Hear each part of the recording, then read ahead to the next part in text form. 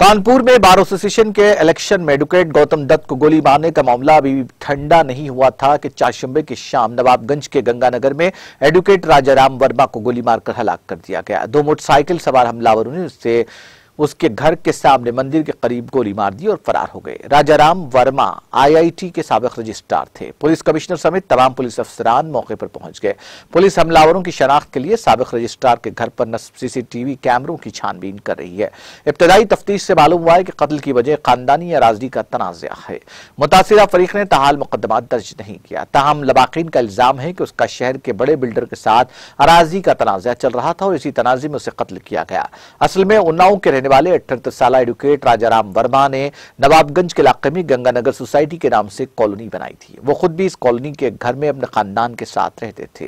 खानदान में बेटा नरेंद्र देव, बहू विकास राजपूत, बेटे के दो बेटे हैं। बेटियां सरस्वती, विजयलक्ष्मी, शारदा और भुवनेश्वरी शादीशुदा हैं।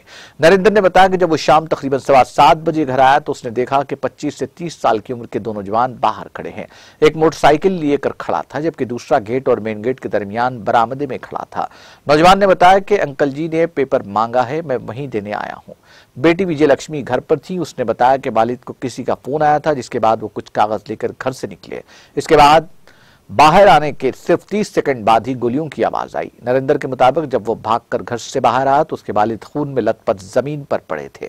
जब वो गाड़ी में रिजेंसी अस्पताल पहुंचा तो डॉक्टरों ने उसे मुर्दा करार दिया। पुलिस कमिश्नर आसिम अरून ने कहा कि रिश्तेदार जमीन के तनाजे में कत्ल का इल्जाम लगा रहे हैं। खानदानी झगड़े भी खुलकर सामने आए हैं। तहरीर की बुनियाद पर मुकदमा दर्ज करके तफ्तीश की जाएगी। नाज़रीन, हमारे टीटीवी न्यूज को सब्सक्राइब करें, बेल आइकॉन को प्रेस करें, शेयर करें और लाइक करना ना भूलें। और किसी भी एडवर्टाइजमेंट के लिए हमारे इस नंबर पर कांटेक्ट करें। हमारा नंबर है 9550102020 पर।